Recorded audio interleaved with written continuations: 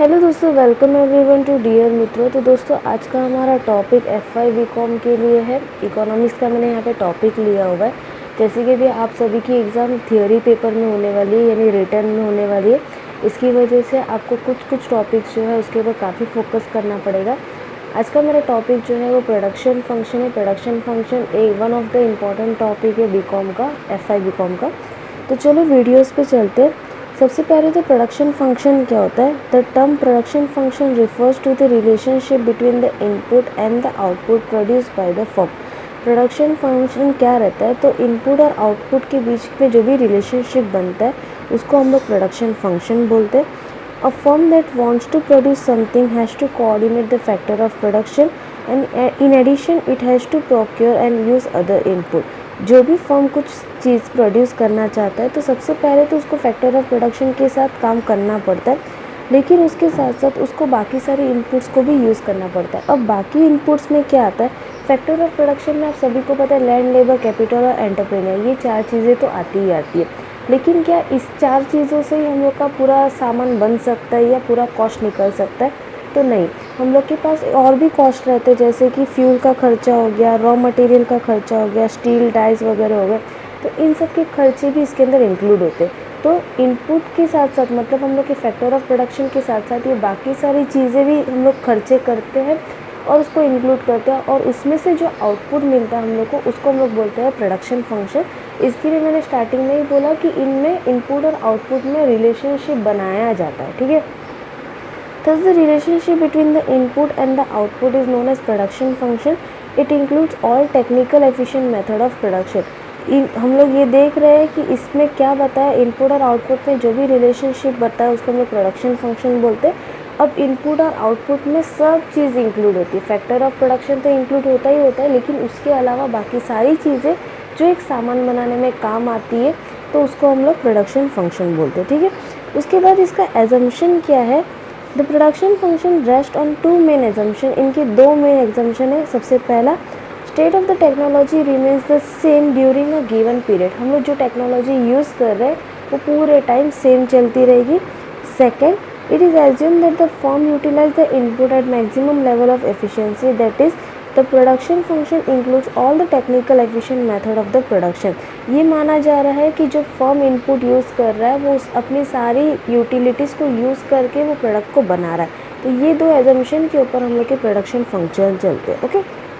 अब उसके बाद हम लोग का आता है फॉर्म्स ऑफ प्रोडक्शन फंक्शन। इसमें 3 फॉर्म्स है। एक है हम लोग का production function related to increasing return, जिसको हम लोग बोलते हैं इकोनॉमिक ऑफ स्केल, ये उसका सेकेंड नाम है। फिर सेकेंड हम लोग का है production function relating to constant return, और थर्ड हम लोग का है production function relating to diminishing return और diseconomy of the scale.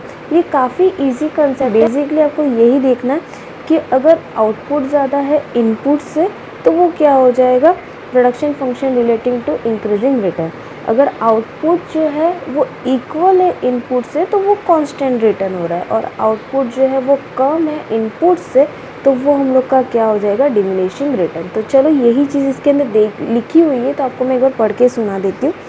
Production function relating to the increasing return when the proportionate increase in the output is greater than the proportionate increase in all the input, it is said to be production function relating to increasing return। जो मैंने आपको बताया कि अगर output जो है वो ज़्यादा है इनपुट से तो उसको हम लोग क्या बोलते हैं, production function relating to increasing return, या उसका दूसरा नाम है इकोनॉमी ऑफ स्केल, ठीक है।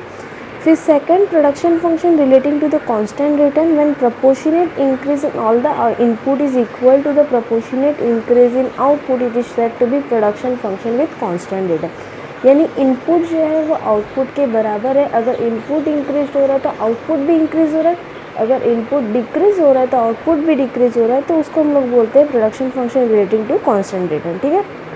थर्ड हम लोग का है production function relating to the diminishing return when proportionate increase in output is less than the proportionate increase in all input, it is said to be the production function with diminishing return।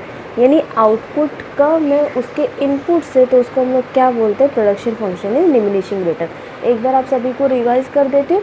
सबसे पहले हम लोग ने देखा कि जहाँ पे output ज़्यादा है इनपुट से तो हम लोग का क्या हो गया, production function with relating to increasing return.